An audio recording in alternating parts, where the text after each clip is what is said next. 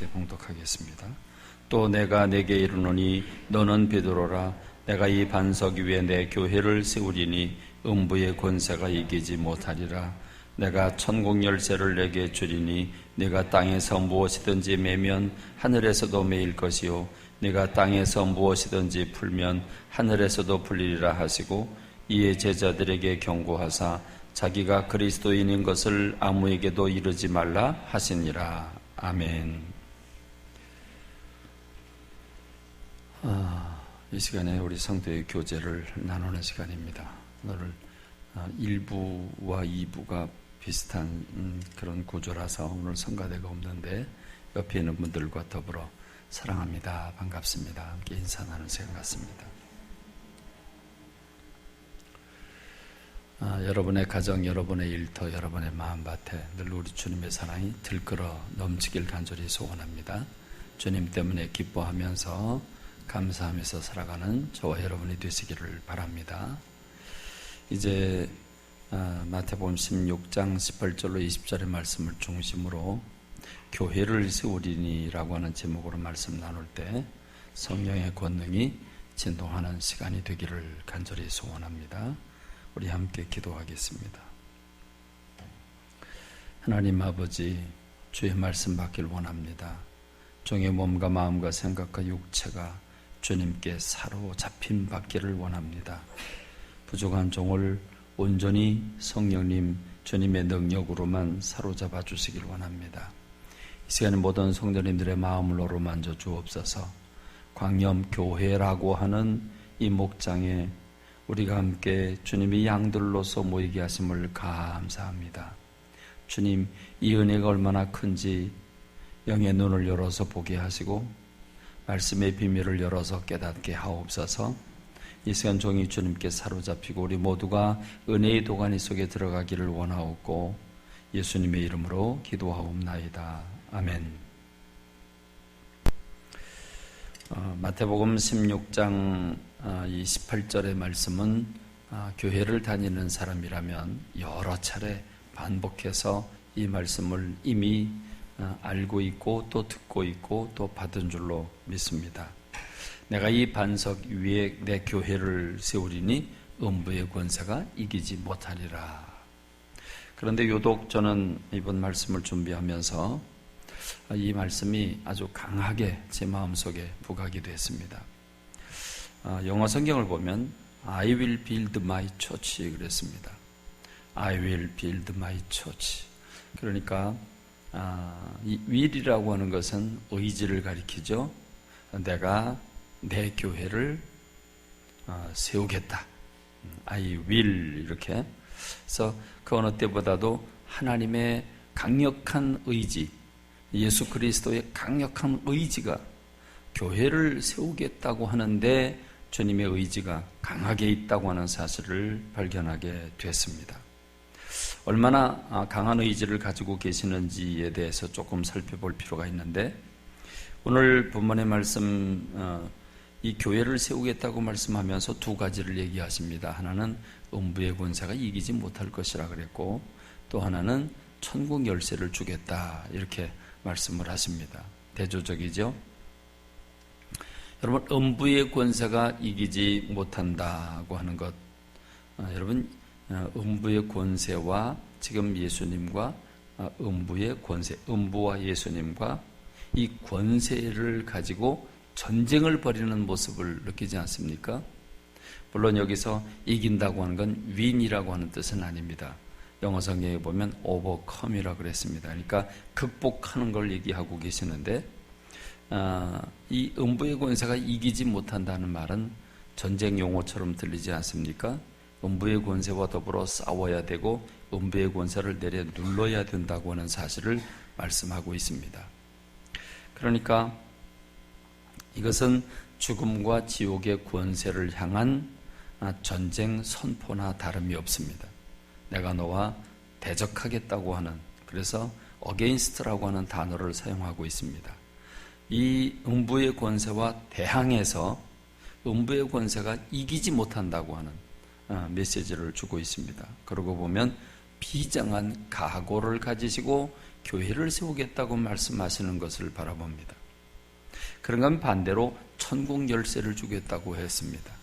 땅에서 풀고 하늘에서도 풀고 땅에서도 매고 땅에서 매면 하늘에서도 매이는, 그래서 이 땅에 있는 교회에게 천국문을 여는 열쇠를 주겠다고 말씀하시고 있는 장면을 바라볼 수 있습니다. 여러분, 여기서 말하는 음부의 권세라고 그랬는데 영어 성경에 보면 많은 성경들이 게이트라고 설명하고 있습니다. 게이트 오브 하데스, 게이트 오브 헬 이렇게 말하고 있는데, 지옥의 문, 하데스의 문, 또는 게이트 오브 데스, 죽음의 문 이렇게 얘기하고 있습니다. 그러니까 죽음의 문이 열지 못하도록, 죽음의 문이 열리지 못하도록, 지옥의 문이 열리지 못하도록 주님께서 그거를 대항하고 그걸 오버컴 하겠다고 말씀하고 있는 그런 장면입니다. 그러니까 죽음의 권세, 지옥의 권세를 향해서 강하게 주님께서 부정하시는 말씀을 볼 수 있고, 반대로 천국 열쇠를 주겠다. 이 열쇠라고 하는 건 대단히 중요합니다. 열쇠가 없으면 들어갈 수가 없습니다. 열쇠가 없으면 굳게 닫힌 문을 아무도 들어갈 수가 없습니다. 닫혀 있다고 하는 것 가슴 아픈 거죠. 그런데 열쇠를 주겠다. 천국이 닫혀 있으면 큰일 납니다. 천국문은 열려 있어야 합니다. 그런데 천국문이 닫히게 되면 이건 심각한 일입니다. 그러니까 결론적으로 음부의 권세는, 지옥의 문은 닫혀야 되고 천국의 문은 열려야 되는 줄로 믿습니다. 근데 주님께서 내 교회를 세우겠다고 말씀하실 때 음부의 권세를 닫기 위해서라고 하는 말씀이고, 반대로 천국의 문을 열기 위해서 이 교회를 세우겠다고 말씀하고 있는 것입니다. 여러분, 히브리서 2장 14절로 15절의 말씀을 보면, 자녀들은 혈과 육에 속하였음에 그도 또한 같은 모양으로 혈과 육을 함께 지니심은 예수님께서 육의 몸을 입고 오신 것에 대해서 말씀하고 있는 겁니다. 죽음을 통하여 죽음의 세력을 잡은 자 곧 마귀를 멸하시며 또 죽기를 무서워함으로 한평생 매여 종로로 타는 모든 자들을 놓아주려 하심이니 라고 말씀하고 계십니다. 그렇습니다. 두 가지를 얘기하고 있죠.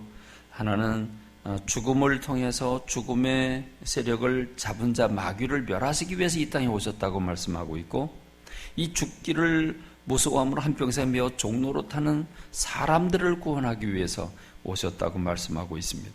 마귀를 쫓아내고 사람들을 죽음으로부터 해방시켜 주시겠다고, 그래서 주님이 이 땅에 오셨다고 하는 사실을 히브리 기자는 우리에게 말씀하고 있는 겁니다. 여러분, 이 말씀을 언제 주셨냐 하면 이 말씀을 마치시고 난 다음에 바로 다음 말씀 16장 21절에 보면 이 교회를 세우겠다고 말씀하신 그 다음 장면, 이때로부터 예수 그리스도께서 자기가 예루살렘에 올라가 장로들과 대제사장들과 서기관들에게 많은 고난을 받고 죽임을 당하고 제3일에 살아나야 할 것을 제자들에게 비로소 나타내셨다, 이렇게 말씀하고 있습니다. 여러분, 예수님이 이 얘기를 하신 시점을 보면 예수님이 이 말씀을 마치고 나서 마치 포문을 여는 것처럼 내가 이제 예루살렘에 올라가면 고난을 받고 십자가에 못 박혀 죽을 것이라고, 그리고 제3일 만에 살아날 것이라고. 여러분, 이 말씀은 그러니까 지금까지는 한 번도 안 줬다는 얘기입니다. 조금 더 나가서 25절로 28절의 말씀을 보면, 누구든지 제 목숨을 구원하고자 하면 잃을 것이고 누구든지 나를 위해 제 목숨을 잃으면 찾는데, 사람이 만일 온 천하를 놓고도 제 목숨을 잃으면 뭐가 유익하겠는가? 사람이 무엇을 주고 제 목숨과 바꾸겠는가? 인자가 아버지 영광으로 그 천사들과 함께 오겠는데 그때 각 사람의 행한 대로 갚아줄 것이다. 진실로 내게 이르노니 여기 서 있는 사람 중에 죽기 전에 인자가 그 왕권을 가지고 오는 것을 볼 자들도 있느니라. 평소에 전혀 주시지 않은 말씀, 어마어마한 말씀을 우리에게 주고 있습니다. 그런데 이 사건이 있고 난 다음에 6일이 지났습니다. 6일이 지난 다음에 어떤 사건이 있었냐면 엿새 후에 예수께서 베드로와 야고보와 그 형제 요한을 데리시고 따로 높은 산에 올라가셨더니 그들 앞에서 변형되사 그 얼굴이 해같이 빛나며 옷이 빛과 같이 휘어졌더라. 그때 모세와 엘리야가 예수와 더불어 말하는 것이 그들에게 보였다. 요 예수님께서 당신이 교회를 세우겠다고 선언하시고 난 요 사건 이후에 주님이 엄청난 심경의 변화를 일으키셨다는 겁니다. 내가 고난받고 죽고 부활해야 된다고 하는 사실과 너희들도 죽음을 각오하라고 하는 메시지를 주시면서 나아가서 높은 산에 올라가셨는데 베드로, 야고보, 요한만 데리고 올라가죠. 거기서 예수님의 모습이 변형됐는데 얼굴이 해같이 빛났다. 얼굴이 해같이 빛났다 그러면 예수님의 얼굴 모습을 볼 수 있었을까요? 못 보는 거죠. 태양을 보면 쳐다볼 수가 없죠. 그처럼 얼굴에서 아주 빛이 아주 힘있게 비쳤다고 하는 사실을 말씀하고 있고요. 옷이 빛과 같이 휘어졌더라 그랬습니다. 그러니까 예수님의 모습이 변형됐습니다. 평소에 욕을 가진 예수님의 모습이 아니셨습니다. 그런데 그 옆에 누구하고 더불어 대화를 하고 있느냐 하면 모세와 엘리야가 있더라 그랬습니다. 여러분 구약 성경 가운데서 모세와 엘리야는 최고의 존재들입니다. 모세는 율법을 받고 율법을 선포한 율법을 대변하는 사람이고 엘리야는 모든 선지자 가운데 가장 인정받고 있는 선지자가 엘리야고 기사와 이적을 많이 행했던 선지자가 엘리야입니다. 그러니까 엘리야는 선지자를 대표하고 그리고 모세는 율법을 대표합니다. 그러면 구약을 한마디로 얘기하면 율법과 예언서라고 할 수 있죠. 그러니까 구약의 핵심 인물, 구약의 이스라엘 백성들을 선택한 이유는 그들과 언약을 해서 그들에게 율법을 주시기 위해서고 그리고 그 율법으로 돌아오라고 선택하셔서 보낸 사람들이 선지자라고 하는 사실을 생각하면 구약의 가장 중요한 것은 언약의 핵심인 율법이고 그 율법으로 돌아오라고 촉구를 한 것이 선지자라고 한다면 구약이 다 왔다고 해도 과언이 아닙니다. 그러니까 구약에서 가장 중요한 모세와 엘리야가 예수님이 그 모습이 변형하셔서 옷도 그리고 얼굴은 해가 힘있게 비추는 것 같고 이 옷도 흰색을 지나서 빛의 색깔로 나타나고 있는 그런 모습을 우리가 이렇게 연상해 본다고 하면 환상적인 그림이 아닐 수가 없습니다. 베드로가 졸다가 깨가지고 보니까 아주 희한한 광경이 펼쳐져 있습니다. 이게 꿈이야 생시야. 그러면서 주여 우리가 여기 있는 게 좋습니다. 만일 주께서 원하시면 우리가 초막셋을 짓겠는데 하나는 주님을 위해서 하나는 모세를 위해서 하나는 엘리야를 위해서 하겠습니다. 여러분 베드로를 위해서 베드로와 야고보와 요한이라고 하는 사람이 여러분 구약의 전설 레전드 정도가 아니죠. 구약의 전설이라고 할 수 있는 모세를 쳐다보고 엘리야를 바로 눈앞에서 쳐다본다. 이건 상상할 수 없는 사건입니다. 이 놀라운 일이 지금 예수님 앞에서 펼쳐졌습니다. 여러분 그렇다고 하면 예수님이 이 모세와 엘리야와 무슨 얘기를 나누셨을까요? 무슨 얘기를 나누셨을까요? 그렇습니다. 할 일이 없어서 심심한데 우리 만나서 대화나 나누자. 그러고 만난 건 분명히 아닙니다.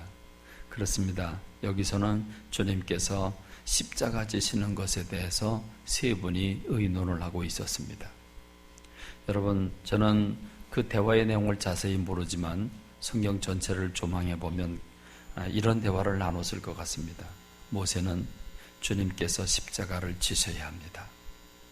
주님께서 십자가를 지시지 않으면 율법을 모든 사람들이 법을 어겼는데 율법을 지켜서 천국 들어갈 사람이 세상에 어디 있겠습니까?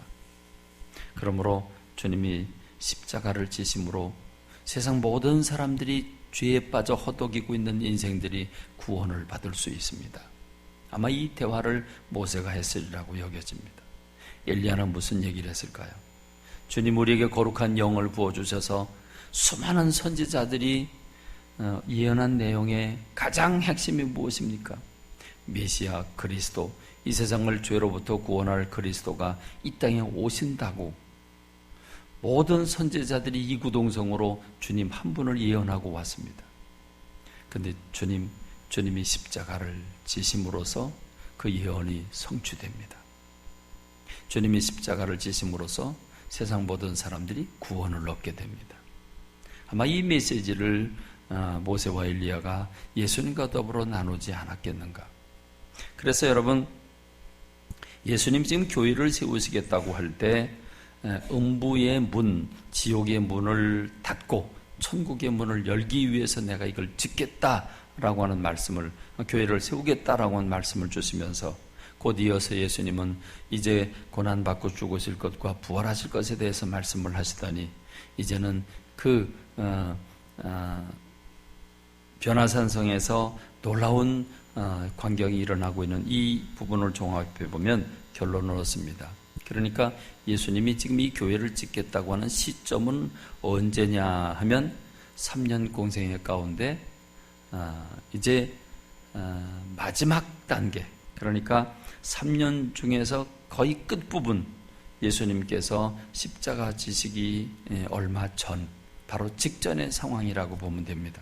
예수님의 모든 이 땅에 오셔서 말씀을 전파하시고 3년 동안 제자들과 함께 계셨는데 총 결산이 예수님이 십자가 지시는 것입니다. 예수님이 십자가를 지셔야 우리의 모든 죄의 문제가 해결이 되고 인류에게 빛이 있는 줄로 믿습니다. 그래서 십자가를 지시겠다고 하는 말씀을 선포하고 계시는 것입니다. 여러분, 그렇습니다. 교회에게 왜 이 권세를 왜 주겠습니까? 저는 오늘 여러분과 함께 우리 교회가 이제 24도를 맡게 되는데 이 24도를 맡는 이 교회가 무엇인가?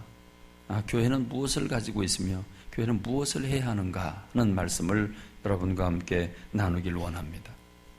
그렇습니다. 오늘 저와 여러분은 심심해서 교회를 다니고 있는 게 아닌 줄로 믿습니다.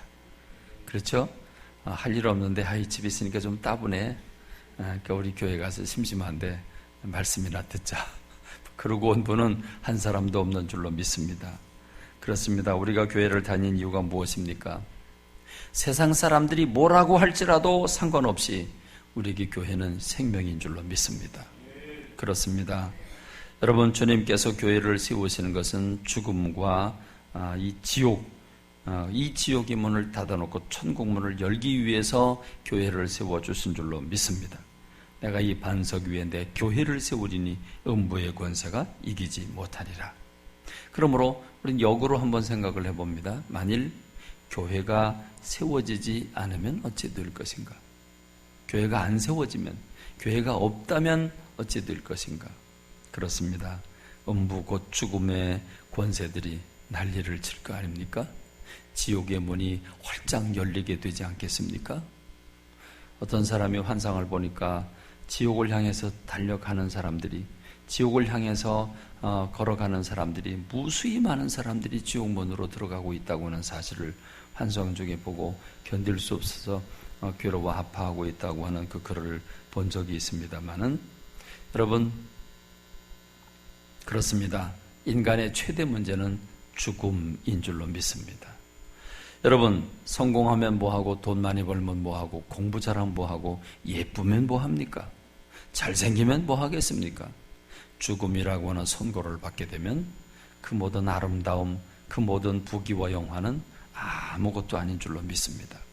그렇습니다. 죽음은 인생들에게 좌절을 가져다 줍니다. 슬픔 정도가 아닙니다. 절망을 가져다 주는 게 죽음입니다. 그렇습니다. 우리 모두가 살아있음에 감사하고 있습니다.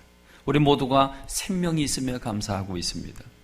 그런데 이 생명이 죽음이라고 하는 것으로 막을 내리고 죽음 이후에 어떻게 되는지 알지 못하고 죽음 이후에 모든 소망이 끊어진다고 하는 사실을 생각하고 살아간다면, 여러분, 이거 정말 미치고 환장할 일 아니겠습니까? 저는 어려서부터 모태부터 하나님을 믿는 그런 은총을 특별히 부여받았기 때문에 그런 고민을 해본 적은 없습니다만은, 안 믿는 사람 입장을 가끔 생각해 봅니다. 특별히 안 믿는 노인들의 입장을 가만히 생각해 봅니다. 여러분, 노인들의 얼굴을 가끔 이렇게 만나면요, 우리 교회 다니는 분들의 얼굴은 밝습니다. 비록 몸은 아파도, 비록 다리도 아프고 뭐 허리도 아프고 다 아파도 얼굴은 밝습니다. 근데 여러분, 교회 밖에 있는 노인들의 얼굴을 보십시오. 얼굴에 핏기가 하나도 없습니다. 죽음의 그림자가 드리워져 있습니다. 그건 여러분, 목욕탕 가도 할 수 있습니다. 목욕탕 가서 똑같이 벌거벗었으니까, 뭐 계급장 다 안 붙였으니까 다 거기는 뭐 누구누구 할 거 없습니다. 그런데 거기서 보면 찝어낼 수 있습니다. 아, 이분은 예수님 믿는 분, 이분은 예수님 안 믿는 분. 그렇습니다. 얼굴만 보면 구별이 되게 돼 있습니다. 여러분, 안 믿는 사람들이 얼마나 좌절하겠습니까? 그 젊었을 때의 부귀영화, 나도 젊었을 때 건강했어, 나도 젊었을 때 예뻤어, 나도 젊었을 때 별거 다 했어, 나도 천하를 호령하던 사람이야. 그런데 뭐합니까? 별자리 달고 있으면 뭐합니까? 사단장이고 뭐 그렇습니다. 그러나 다 내려놔야 됩니다. 은퇴해야 됩니다. 노년이 됩니다. 이 빠진 호랑이입니다. 뭐가 있습니까? 가진 게 뭐가 있습니까? 옛날에 장군이 뭐합니까? 옛날에 기업을 운영해서 뭐합니까? 내가 지금 돈이 수십억을 가지고 있다. 그게 뭔 소용이 있습니까? 무슨 돈이 조에 해당되는 돈을 가지고 있다. 뭐 기업하는 분들 그럴 수 있겠죠. 그렇습니다. 우리가 까무러쳐도 1000번 이상 까무러칠 돈을 갖고 있다고 치십시다. 이제 내가 숨을 꼴딱꼴딱 쉬고 있다면, 내일 모레 죽을 걸 예상하고 있다면, 여러분 그것으로 모든 게 끝난다고 생각한다면, 여러분 이게 제정신에 죽는다는 건 있을 수 없을 것 같아요. 그러니까 발버둥 치면서 이를 악물면서 안 간다고 그러면서 눈을 감는 게 이게 안 믿는 사람들의 얼굴 아니겠습니까? 그렇습니다.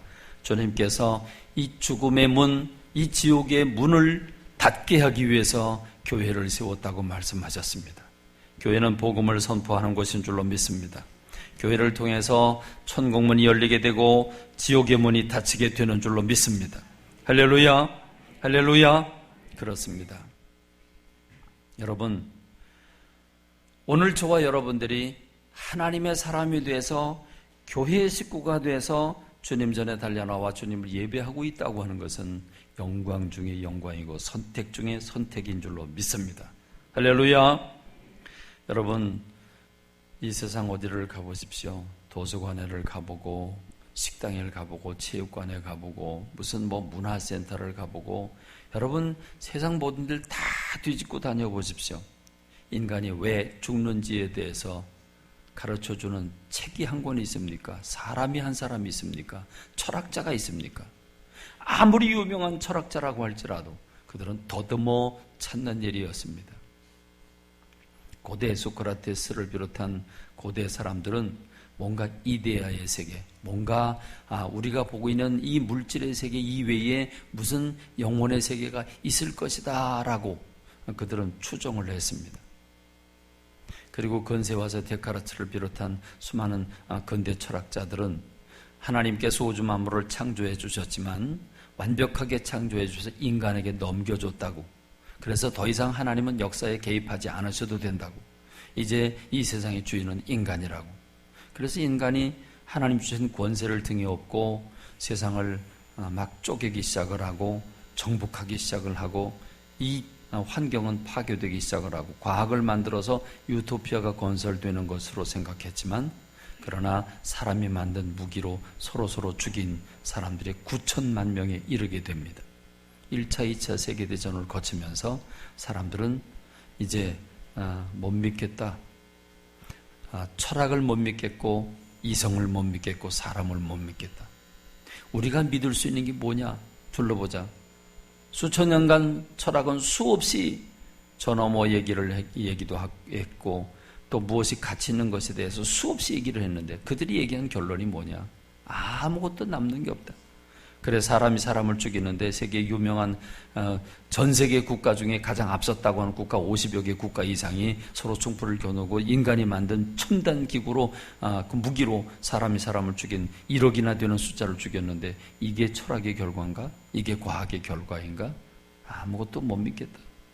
결론적으로는 내 눈이 보는 것, 내 손이 만지는 것, 내 입에 들어가는 것, 내가 지금 감각을 가지고 즐기고 사는 것 이외에는 남는 게 없다고 생각을 하고 오늘의 문화는 감각의 제국이 되었습니다. 어떻게 하든지 치마는 짧아져야 하고 어떻게 하든지 피자는 맛있는 걸 먹어야 되고 어떻게 하든지 좋은 집에서 좋은 자동차를 타야 되고 누려야 되고 먹고 마시고 즐기는 게 오늘 우리의 문화가 되어 있습니다.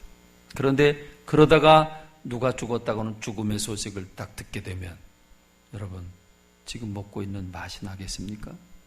즐기는 맛이 나겠습니까? 모두가 다 죽음의 그림자가 들이오게 되고 절망의 공포가 그들을 향해서 엄습하게 됩니다.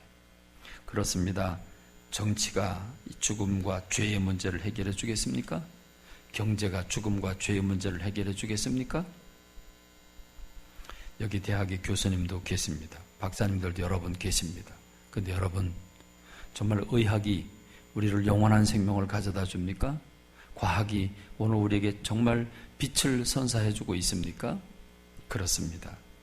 잠시 동안 그 육체를 잠시 동안 좀 더 건강하게 하고 좀 더 관리시켜 줄 수 있는 능력은 있겠지만 여러분 인간이 의학도 과학도 인간이 왜 태어났으며 왜 죽으며 죽은 다음에 어디를 가고 있는지에 대해서는 아무도 설명해 주지 못합니다. 그런데 여러분 우리는 정치, 경제, 사회, 문화, 예술, 문학, 체육, 철학 모든 걸 다 포함해서 어디에서도 인간이 어떻게 태어났고 인간이 왜 살아야 되고 무엇이 가장 중요하고 그리고 왜 죽으며 어디를 가는가에 대해서 여러분 정말 명확하게 명기된 책이나 팜프렛이나 뭐가 있습니까? 정말 아무도 없습니다. 그런데 여러분 성경은 아주 명확하게 하나님이 인간을 창조하셨다고 태초에 하나님의 천지를 창조하셨다고 하나님께서 인간을 사랑하셔서 행복을 선물로 주셨다고 하나님께서 인생들을 너무너무 사랑하셔서 에덴 동산을 만들어 주셨다고 여러분 너무도 분명하게 말씀하시고 인간이 죽음을 갖게 된 것은 인간의 죄 때문이라 죄의 결과가 죽음이며 죄의 시작은 욕심이며 이 탐욕으로 인해서 인간에게 죄가 찾아오고 죄의 결과는 죽음이라고 예외가 없다. 모든 사람은 죽어진다고 하는 사실을 선언하고 있습니다. 여러분 통쾌할이 많지 주저함이 없이 이럴까 저럴까 철학을 읽다 보면 용어 이해하기도 힘들어요. 용어 이해하는 게 너무너무 힘들어요. 읽어도 무슨 말인지 모를 때가 너무도 많아요. 의학서적은 더하죠. 의학서적은 우린 읽으면 도대체 이걸 왜 이렇게 힘들게 만들어 놨을까 싶을 정도로 우린 읽지도 못할 거예요. 너무 복잡해요. 여러분 얼마나 성경은 명확합니까?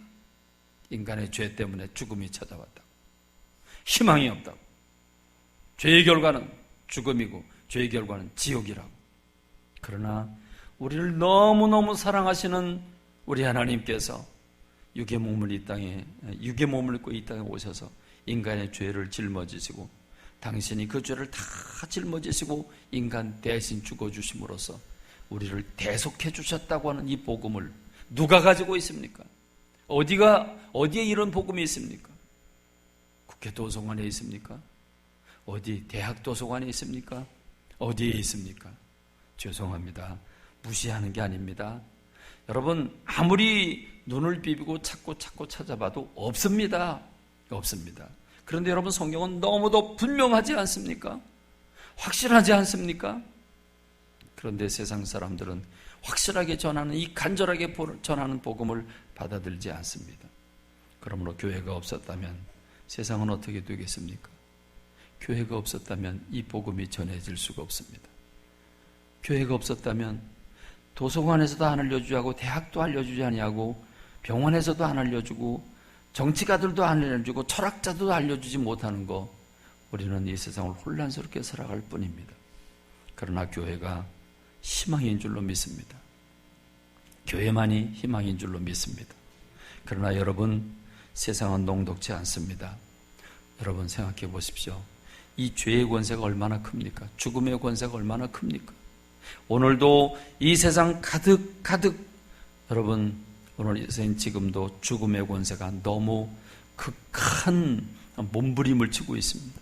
이 귀신들의 세력이 오늘도 동성애를 주장하고 있고, 오늘도 인권이라고 하는 이름으로 세계를 혼란스럽게 만들고 있고, 악의 세력은 사람들을 지옥으로 끌고 가려고 오늘도 무한히도, 여러분 가끔 영화를 들여다보게 되면 그 영화가 정말 폭력을 조장하고 죽음을 조장하고 정말 쾌락을 조장하는 영화가 너무 널려져 있다고 하는 사실을 여러분 우리가 보지 않습니까? 세상은, 악은 너무 지금 집요하게 세상을 거머쥐고 이 세상을 지옥을 향해서 송두리째 지옥에 갖다 바치려고 지금 악의 세력은 몸부림을 치고 있습니다. 여러분, 정말 행복한 건 무엇입니까? 그렇습니다. 오늘 우리나라는 몸살을 앓고 있습니다. 역사 교과서 때문에 몸살을 앓고 있는데 진보냐 보수냐가 아닙니다. 마르크스가 잘못된 겁니다. 여러분, 이 마르크스를 비롯해서 공산주의 사상은 세상 모든 걸 물건으로 봤습니다. 유물사관입니다. 상품으로 봤습니다. 이 상품을 교환 가치로 돈으로 보고 이 상품을 만들어낸 노동력이 있어야 되고, 그래서 노동력과 이게 조화를 이루어야 되는데 민주주의는 조화를 이루지 못하고 있습니다. 자본이 많은 사람, 공장을 운영하는 사람은 일을 하나도 안 해도 노동자들에게 노동력을 대가로 돈을 주고서, 그리고 자기는 거기서 받은 상품을 가지고 몇 갑절의 이득을 남겨가지고 떼부자가 되고, 노동자들은 그냥 봉급쟁이로, 다시 말하면 노예로 전락하고 맙니다. 그러니까 민주주의는 빈익빈 부익부가 됩니다. 아무리 눈을 씻고 봐도 민주주의는 희망이 없습니다. 맞습니다. 세모녀 사건도 매한가지고 가난한 사람이 일어날 길이 없습니다. 나라가 뭔가 기초생활비를 준다고는 하지만 여러분, 그게 사는 거겠습니까? 그러니까 물질의 눈으로만 보면 민주주의는 희망이 없습니다. 그렇기 때문에 자본은 어떤 개인이 가져서는 안 된다. 어떤 회사가 가지면 안 된다. 국가가 가져야 된다. 국가가 가지고 국민은 똑같이 일하고 똑같이 나눠야 된다. 여러분, 그렇습니다만 여러분, 하나님께서 인간들에게 자유의지를 주셨는데 똑같이 일한다는 게 가능하겠고 똑같이 받는다는 게 가능한 일이겠습니까? 일은 강제로 해야 되고, 그러니까 공산주의가 되면, 죄송한 얘기인데, 공산주의가 되면 전 노동자는 다 노예가 되는 겁니다. 그렇지 않습니까? 다 노예가 됩니다. 그래서 공산주의는 실패하고 말았습니다. 역사상 공산주의가 성공한 적이 없습니다. 그러니까 여러분, 마르크스는 뭘 잘못했습니까? 모든 행복을 물질로 보았습니다. 물질만 채워지면 행복한 줄 알았습니다. 여러분, 백성들이 다 본 걸 많이 받았다고 치십시다. 그래요. 기업이 가져야 할 그 어마어마한 돈, 숫자로 표현할 수 없는 돈들을 백성들이 다 나눠 가졌다고 치십시다. 그럼 모두가 행복할 것 같습니까? 물질만 채워지면 행복할 것 같습니까? 그렇지 못합니다. 저는 이번 주간에 기리의 인문학이라고 하는 철학의 역사를 더듬어 보면서 인간에게 행복이라는 건 무엇일까를 살펴보고, 그러고 난 다음에 김유정 문학촌에 가서 김유정의 소설들을 우리가 함께 좀 살펴보았습니다. 여러분, 김유정이라고 하는 춘천 신동이죠. 신리마을에 배출한 소설가인데, 여러분 그 소설가의 소설들 읽어보세요. 여러분 잘 알고 계실 거예요. 소낙비라든지 또는 산골 나그네 또는 봄봄, 만부방 등등 여러 소설이 있는데, 여러분 그가 27살에 등단을 해서 30살에 죽어요. 한 3년 동안 폐결을 앓으면서 그가 소설을 써낸 게 지금 수십 권인데, 여러분 그 소설에 보면 춘원 유광수를 비롯해서 김동리나 많은 그 당시에 작가들이 있었는데, 그들이 농촌이나 또는 소설 속에서는 미사여구를 사용하고 아름다운 표현을 쓰려고 애를 쓰고, 뭔가 글을 하나 쓰기 위해서는 픽션을 하나 만들어 놓고 거기에 짜 맞추는 소설을 썼다고 한다면, 김유정은 있는 그대로 농촌에 있는 그 실상을 그냥 그대로 표현한 리얼한 작품들입니다. 여러분 그 작품들을 우리가 쭉 살펴보니까 어때? 처절해요. 처절하다 못해. 정말 가슴이 아주 메어지는, 여러분 그 글을 읽어보면요, 그런 호소력이 있습니다. 그 김유정이라고 하는 사람이 그 피폐한 정말 가난한 그 농촌 살림을 보면서 그걸 어찌할 수 없어서 울분을 터뜨릴 수가 없어서, 그리고 해결할 방법이 없으니까 글을 통해서 털어놓는데, 그걸 읽어보면 막 그냥 가슴이 뒤집어지는 것 같아요. 그런데 여러분 그게 언제 작품인지 아십니까? 1930년의 작품입니다. 근데 지금 우리가 몇 년 지나갔습니까? 75년의 세월이 지나갔습니다. 그 김유정이라고 하는 사람의 눈에 본, 그 젊은 사람들의 눈에 본 이 시골은 지옥이었습니다. 희망이 없었습니다. 희망이 없었습니다. 여러분, 그런데 우리가 지금 75년 지나갔어요. 지금 신남은 어때요? 지금 신례마을 가면 어때요? 너무 화려해졌어요. 너무 부해졌어요. 이제는 아파트가 들어섰어요. 여러분, 우리가 사는 아파트, 여러분 그냥 기준을 30평으로 잡읍시다. 30평 아파트, 그거 그만한 크기의 아파트를 호텔로 가려면, 호텔 가서 그만한 평수 달라고 그러면요, 수백만 원 줘야 돼요. 수백만. 그럼 우리는요, 매일매일 수백만 원짜리 호텔에서 자고 있는 겁니다. 그렇지 않습니까? 그런 콘도에서 자고 리조트에서 자고 있는 겁니다. 거기서 살고 있는 겁니다. 75년 전에 그렇게 가난했고 처절했던 이 민족이 지금 정말 잘 살게 됐습니다. 그때 눈으로 보면 지금 먹는 거, 그 신례마을에 나오던 그 얘기가, 그 주인공들이 지금 우리가 먹는 걸 쳐다보면, 우리가 지금 자동차 타고 다니는 거 쳐다보면, 그리고 앉아보면, 그들이 우리가 자는 집에 한번 하룻밤 와서 자보면 기절을 해도 12번도 더 할 겁니다. 그렇지 않겠습니까? 그런데 여러분, 행복하십니까? 행복하십니까? 정말 행복하십니까? 왜 여러분은 행복하지 못합니까? 뭐가 불만입니까? 뭐가 문제이십니까? 그렇습니다. 우리도 똑같이 진보그룹에 속한 사람처럼 유물사관에 빠져있기 때문에 그렇습니다. 우리도 물질이 있어야 행복하다고 하는, 직업이 확실히 행복하다고 하는, 건강해야 행복하다고 하는 유물사관에 빠져있기 때문에 그렇습니다. 마르크스가 잘못한 것은 애당초 모든 문제를 물질로 봤습니다. 상품으로 봤습니다. 마르크스는 노동자들을 해방시키자고 공산혁명을 일으켰지만 노동자 모두는 노예가 돼버렸습니다. 그리고 사람은 상품이 돼버렸습니다. 여러분, 지금 우리가 슈퍼마켓에 있는 하루 종일 서 있는 거기 일꾼들 보십시오. 그 점원들, 그들에게 의자가 있는지 없는지 보십시오. 의자가 있나요, 없나요? 쉬는 시간 잠시 손님 없을 때 앉을 수 있나요, 없나요? 앉을 수 없어요. 그게 기계지. 그게 무슨 사람입니까? 아니, 손님 없을 땐 잠시라도 앉아 있어야 되는 거 아닙니까? 앉아 있게도 못해요. 그건 법으로 안 돼 있어요. 규칙으로 안 돼 있어요. 하루 종일 서만 있어야 돼요. 웃어야 돼요. 여러분, 그래서 여러분, 그 사람들이 웃는 병에 걸렸어요. 무슨 말입니까? 난 지금 속상한데 부부싸움하고 나왔어. 근데 손님 보고 웃어야 돼. 웃어야 돼. 여러분, 그거 얼마나 힘든 일이겠어요?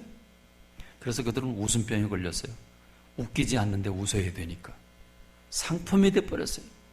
인격적 대우를 받는 곳이 어디예요? 어디가 인격적 대우를 받아요? 회사가 인격적 대우를 받아요? 어디가 인격적 대우를 받아요? 우리 모두가 이 세상은 예수 그리스도를 잃어버리고 물질로 행복을 얻겠다고 하는 유물사관에 다 빠져 있습니다. 그래서 우리가 행복하지 못합니다. 여러분, 교회가 깨어 있어야 합니다. 교회 안에 있는 저와 여러분까지도 유물사관에, 그래서 황금만능주의에 빠져 있는 거 아닙니까?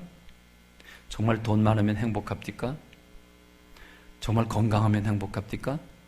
건강 잃었을 때는 건강만 회복이 되면 뭐든지 할 수 있을 것 같았는데 건강하니까 또 그것도 아니에요. 그렇지 않습니까? 예쁘기만 하면 모든 거 할 수 있다고 생각되는데 예쁜 사람은 다 행복합니까? 그것도 아닙니다. 그렇습니다. 내 안에 예수님을 모셔야 되는 줄로 믿습니다. 내 안에 예수님을 모셔야 되는 줄로 믿습니다. 입술로는 예수님이 있는데 내 안에 예수님은 없어요. 교회 다니는 분들 보면 믿음은 있는데 입술로만 믿음이지 안에 믿음이 없어요. 주님이 나와 함께 하신다고 한 믿음이 있다면 주님께서 내가 너를 사랑한다, 사랑하는 내 아들아, 사랑하는 내 딸아, 이 음성을 우리가 듣고 있다면 어찌 오만상을 찌푸리겠습니까? 어찌 우리가 낙심하고 좌절하겠습니까? 주님이 나와 함께 하시는데 내가 무엇이 두려우랴? 이 고백할 수 있는 건 예수님을 모신 사람이고 예수님 때문에 세상을 새롭게 본 사람들인 줄로 믿습니다. 그렇습니다. 우리는 세상을 안 믿는 사람처럼 그렇게 보지 않습니다. 요물사관으로 보지 않습니다. 하나님이 창조주이시고 하나님이 세상을 만드셨으며 비록 마귀가 잠깐 동안 세상을 지배하고 있지만 주님께서 우리에게 새하늘과 새 땅을 만들어 주실 것이며 우리는 하나님의 백성으로 영원한 복락을 누릴 것이라고 하는 사실을 믿고 있습니다. 그리고 이 땅에서 잠시 고난을 받고 있지만 우리는 하나님의 나라를 바라보고 살아가는 사람들인 줄로 믿습니다. 그렇습니다. 교회는 세상과 더불어 대항해서 싸우는 적입니다. 세상의 문화와 더불어 싸우는 적입니다. 우리는 세상을 본받을 사람들이 아니라 세상과 더불어 싸워야 되는 줄로 믿습니다. 너희는 이 세상을 본받지 말라고 했습니다. 그렇습니다. 세상의 문화를 변화시켜야 될 사람들이고 사람들이고 정치를 변화시켜야 될 사람들이고 세상의 경제 잘못된 분배를 변화시켜야 될 사람들이 교회인데 오늘 우리 교회가 세상을 조금씩 따라하고 있습니다. 회사에서도 이렇게 하는데 왜 교회에서는 안 해줍니까? 그래서 제가 그랬습니다. 여기가 회사냐? 여기가 회사냐? 회사가 아니다. 어떤 청년은 정신없죠. 회사에서 부식비 5,000원씩 줍니다. 근데 수련회 가는데 왜 우리 매끼 부식값 5,000원씩 안 줍니까? 여기가 회사냐? 여긴 교회다. 여러분, 우리는 회사의 안목을 가지고 세상의 잣대로 교회를 재면 안 됩니다. 주님께서 나 같은 죄인을, 지옥 갈 죄인을 예수님이 대신 죽으셔서 구원해 주셔서 구속받는 은혜에 기뻐서 그게 감사해서 성가대로 섬기고 주일학교 교사로 섬기고 음식을 하나를 하더라도 구속받은 은혜에 기뻐서 감사하고 화장실 하나 청소를 하더라도 우리가 예배를 드리는 것 자체도 그 은혜에 감사해서 예배를 드리고 있는 줄로 믿습니다. 여러분, 이거 잃어버리셨습니까? 이거 회복해야 되는 줄로 믿습니다. 그리고 동성애와 싸워야 돼. 국회 법안에 올라갔다, 강원도 교육위원회 무슨 성소수자 올라갔다. 여러분, 우리 싸워야 돼요. 왜? 세상을 변화시키는 사람들이니까. 세상의 희망은 교회니까. 교회가 가만히 있으면 세상은 다 어둠으로 몰려가게 돼 있고 세상은 통째로 지옥 구덩이로 가게 돼 있습니다. 지옥문은 활짝 열려 있습니다. 이걸 누가 막습니까? 교회가 막아야 되는 줄로 믿습니다. 이 권세를 교회에게 주신 줄로 믿습니다. 교회에게 이 권세를 주신다고 그랬지. 죽음의 문을 이기지 못하리라 그랬지. 내가 지옥문을 닫아놓는다, 이 말씀 안 했습니다. 지옥문을 닫는 게 아니고요, 열지 못하도록 하는 권세를 주셨다고 그랬어요. 그럼 우린 뭘 해야 됩니까? 권세를 사용해야 되는 줄로 믿습니다. 내가 먼저 구원받은 기쁨과 확신이 있고 내가 주님과 함께 더불어 동행하고 그리고 나가서 예수님 안 믿는 사람들, 너 무슨 재미로 세상 살아가냐? 너의 꿈은 무엇이냐? 너에게 죽음의 위기가 찾아오면 넌 어떻게 해결할래? 죽음 이후의 세상은 어떻게 되는지 너 알고 있는가? 그래, 내 꿈이 성취되었다고 하자. 남자 입장에서 해석한다면 예쁜 섹시 만나서 결혼하고 나 닮은 또 예쁜 부인 닮은 아기가 나서 예쁘게 잘 자라나고 좋은 집에서 좋은 자동차 타고 있다고 치자. 그래, 그 다음엔 어떻게 되는데? 그 다음엔 늙게 될 것이고 아이들 집에서 다 홀홀 날라가 자기네 살림들 차릴 것이고 너 노년이 되고 그 다음에 노년이 된 다음에 그 다음엔 뭐가 되는데? 여러분, 우리는 무엇 때문에 돈을 버는 겁니까? 우리는 무엇 때문에 공부를 하는 겁니까? 우리는 무엇 때문에 살고 있는 겁니까? 결론은 죽기 위해서 살고 있는 겁니다. 그렇지 않습니까? 결론은 막바지 최종 종착역은 어디입니까? 죽음입니다. 그럼 결국 우리는 죽기 위해서 돈 버는 거고, 죽기 위해서 공부하는 거고, 죽기 위해서 모든 걸 장만하고 있는 겁니다. 그런데 미안한 얘기인데 죽는 순간엔 그 모든 것들이 하나도 필요가 없습니다. 그리고 그 이후엔 영원한 지옥이 기다리고 있습니다. 그러므로 여러분, 주님께서 교회를 세우신 이유는 이 죽음의 권세, 지옥의 권세를 이기지 못하게 하기 위해서, 권세를 주기 위해서 교회를 세워주신 줄로 믿습니다. 그런데 우리는 안 믿는 사람들에 대해서 정중하고 예의 바르게 그들에게 마음에 도전을 주지 않습니다. 입 꾹 다물고 거리감을 유지하고 전도하지 않습니다. 여러분, 그러면 지옥문은 열리게 되어 있습니다. 활짝활짝 열리게 되어 있습니다.